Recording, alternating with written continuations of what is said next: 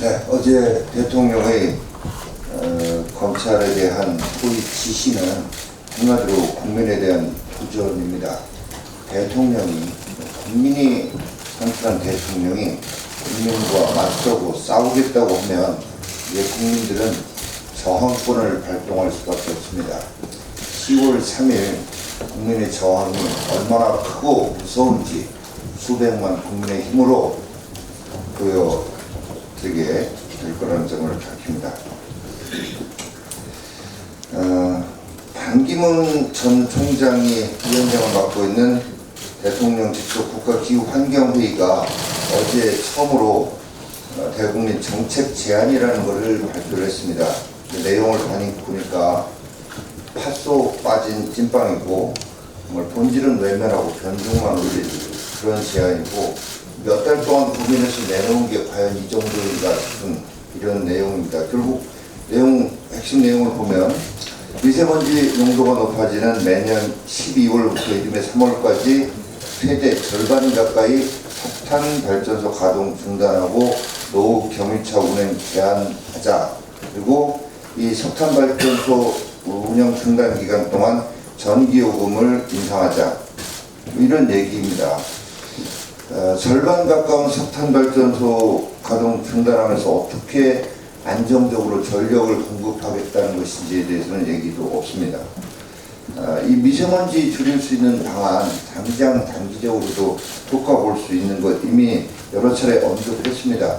국민 혈세 7천억 들여서 잘 고쳐놓은 월성 1호기 가동하면 그것만큼 미세먼지 줄어들 수 있습니다. 그리고 이 정권이 지금 2022년까지 26기 노후 석탄 발전소 중에 6기 폐쇄하고 7기는 새로 짓겠다고 하고 있습니다.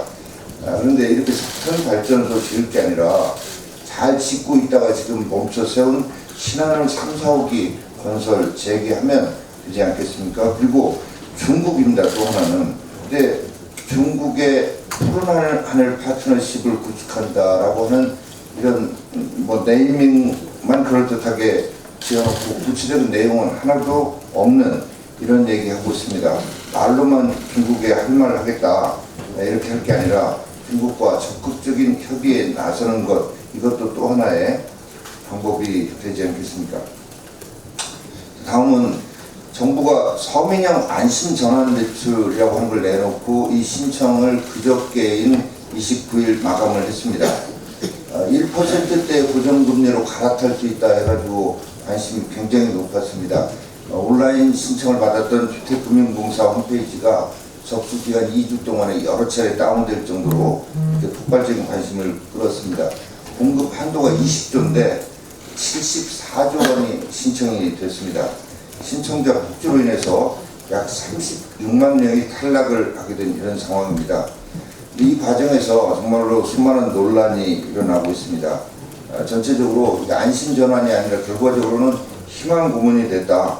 그리고 기존의 고정금리 대출자하고 형평성 문제는 어떻게 할 거냐라는 이런 불만부터 정작 무주택자인 진짜 저소득층은 혜택받지 못하고 9억 원짜리 집을 가진 소유자들에게 세금을 들여서 이자를 낮춰줘야 되느냐 하는 반발이 나오고 있습니다. 또 연소득 8,500만 원 가구를 진짜 서민이라고 할 수 있겠느냐라는 이런 얘기. 또 인터넷 못하는 고령자들은 아예 제외됐다는 문제도 제기되고 있습니다. 근데 금융위가 당분간은 이런 안심대출 추가적으로 없다라고 얘기하니까 탈락자들이 불만이 비등하고 있는 겁니다. 한마디로 얘기해서 설립은 제대로 디자인되지 못한 선진 정책을 남발한 후폭풍이 일고 있는 겁니다. 총선 앞두고 정부가 시장에 마구잡이로 개입해서 자의적으로 현금을 살포하는 이런 일로 인해서 시장에 큰 혼란이 일어나고 있습니다. 세금 퍼부어서 1%대 저금리로 갈아타게 해주는 것보다 더 본질적인 것은 경제를 살려서 국민들 지갑을 두둑하게 만드는 일이라는 점을 지적합니다.